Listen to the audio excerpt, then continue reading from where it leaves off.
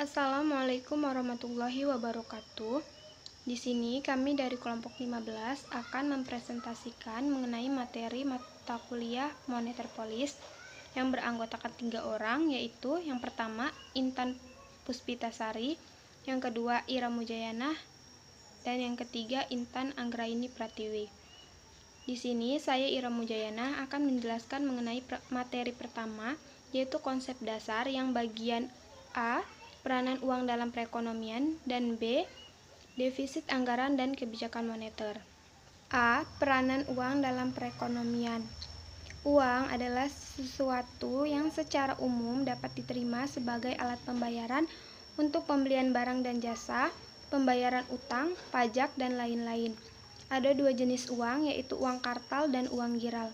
Uang kartal adalah uang resmi atau alat pembayaran yang dikeluarkan oleh Bank Sentral atau Bank Indonesia, berupa uang kertas dan uang logam yang biasa digunakan oleh masyarakat untuk kegiatan ekonomi sehari-hari.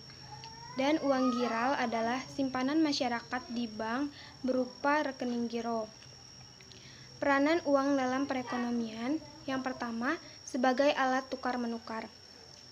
Uang bermanfaat sebagai alat tukar-menukar sehingga uang tersebut sebagai alat yang secara tidak langsung mempertemukan antara penjual dan pembeli.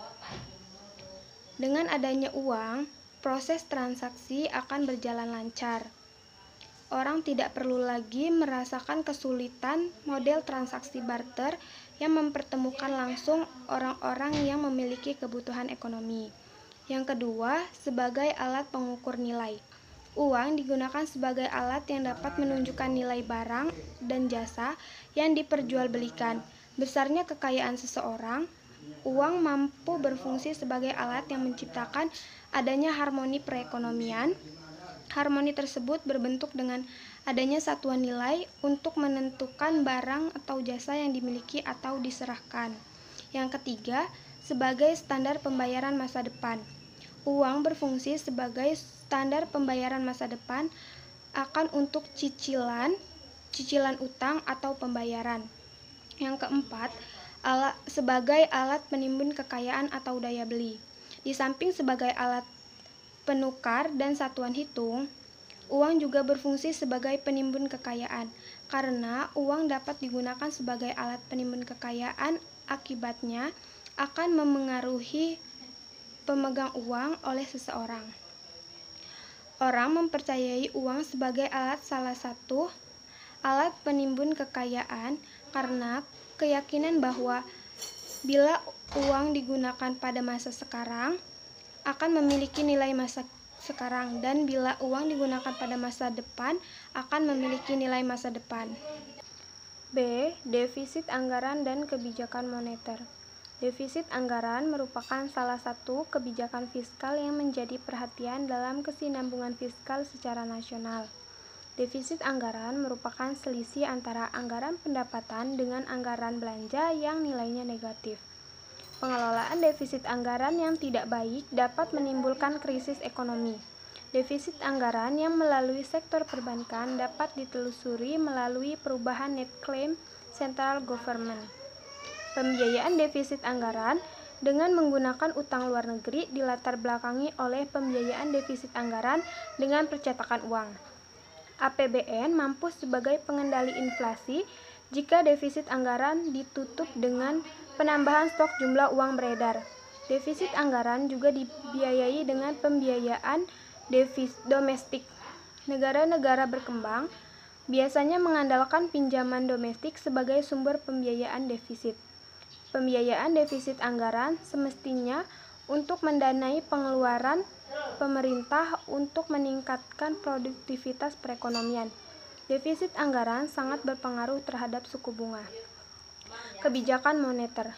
Tujuan pokok kebijakan moneter terakomodasi dalam Undang-Undang Bank Indonesia Nomor 23 Tahun 1999 sebagaimana telah diubah dengan Undang-Undang Nomor 3 Tahun 2004 yang mengatur tugas Bank Indonesia sebagai otoritas tunggal dalam pengelolaan moneter hanya memfokuskan pada bagaimana mencapai dan menjaga kestabilan harga. Implementasi kebijakan moneter dalam mencapai sasaran akhirnya dapat dilakukan menggunakan dua pendekatan, yaitu pendekatan harga dan pendekatan kuantitas. Kebijakan moneter dengan sasaran tunggal, yaitu stabilitas harga atau pengendalian tingkat inflasi. Pada umumnya menggunakan pendekatan harga, sedangkan kebijakan moneter dengan sasaran multi, yaitu di samping stabilitas harga juga pertumbuhan ekonomi, perluasan kesempatan kerja, dan keseimbangan neraca pembayaran. Dalam pendekatan kuantitas, jumlah uang primer diupayakan selalu terkendali sehingga jumlah uang beredar diharapkan juga ikut terkendali. Sekian dari saya, selanjutnya akan dilanjutkan oleh pemateri selanjutnya. Warahmatullahi wabarakatuh. Perkenalkan, nama saya Negeri Puspitasari, NPM 1991020339. Saya ingin menjelaskan tentang tinjauan umum tentang finansial. Yang pertama itu adalah sistem keuangan. Sistem keuangan terdiri dari institusi-institusi dalam perekonomian yang membantu dalam mencocokkan tabungan seseorang dengan investasi orang lain. Dan yang kedua itu adalah lembaga-lembaga keuangan. Pada tingkat yang lebih luas, sistem keuangan memindahkan sumber daya ekonomi langka dari penabung kepada peminjam. Penabung menyimpan karena berbagai alasan, diantaranya persiapan dana pendidikan anak. Lembaga keuangan dapat dikelompokkan menjadi dua kategori, yaitu pasar keuangan dan perantara keuangan. Pasar keuangan antara lain adalah pasar obligasi, bond market, dan yang kedua itu pasar saham. Dan setelah itu lembaga-lembaga perantara keuangan, financial intermediaries. Lembaga-lembaga perantara keuangan adalah lembaga keuangan tempat di mana penabung dapat secara tidak langsung menyediakan dana kepada peminjam. Istilah perantara melambangkan peran lembaga-lembaga keuangan yang berdiri antara pihak penabung dan pihak peminjam. Perantara keuangan yang sangat penting dikelompokkan menjadi dua, yaitu yang pertama ialah bank, yang kedua itu adalah reksadana. Selanjutnya itu pengertian literasi keuangan. Ialah secara sederhana dapat diartikan sebagai melek keuangan. Dengan kata lain, literasi keuangan juga merupakan pengetahuan tentang cara mengelola dan merancang keuangan. Literasi keuangan secara luas dapat didefinisikan sebagai pemahaman akan kondisi keuangan yang dapat mempengaruhi rumah tangga dalam mengambil keputusan secara ekonomi. Faktor-faktor yang mempengaruhi literasi keuangan, yang pertama itu ada karakteristik sosio-demografi, dan yang kedua ialah latar belakang keluarga, dan yang ketiga itu keuangan, dan yang keempat itu preferensi waktu. Selanjutnya itu ada kategorisasi literasi keuangan. Di dalam penelitiannya mengatakan bahwa kategori literasi keuangan dapat dikelompokkan menjadi 3 kategori, yaitu rendah kurang dari 60% dan sedang 60% sampai 80% dan yang tinggi lebih dari 80%. Assalamualaikum warahmatullahi wabarakatuh. Saya Intan Anggreni Pratiwi dari kelas C Perbankan Syariah semester 4. Saya akan menyampaikan materi tentang definisi, fungsi, dan pengukuran uang. Yang pertama, definisi uang. Secara umum, uang adalah segala sesuatu yang dapat digunakan sebagai alat tukar. Alat tukar sendiri dalam ekonomi memiliki makna segala sesuatu yang diterima oleh masyarakat secara luas sebagai alat pembayaran dalam proses pertukaran barang dan jasa. Dapat diambil suatu kesimpulan bahwa uang merupakan suatu benda yang diterima secara umum oleh masyarakat di suatu wilayah guna mengukur nilai, menukar, dan membayar setiap transaksi pembelian barang dan jasa, serta menimbun kekayaan. Yang kedua, fungsi uang. Yang pertama, sebagai satuan pengukur nilai. Dengan fungsi ini, maka nilai suatu barang dapat diukur dan diperbandingkan. Misalnya di Indonesia, rupiah. Rupiah adalah dasar pengukur nilai dan barang-barang dan jasa yang diperdagangkan di pasar. Seseorang dapat mengukur nilai sebuah mobil dan rumah dengan rupiah. Bahkan dengan diketahuinya nilai rupiah dari mobil dan rumah, maka dapat diketahui pula perbandingan nilai antara mobil dan rumah tersebut. Yang kedua, sebagai alat tukar menukar. Fungsi ini memisahkan antara keputusan membeli dengan keputusan menjual.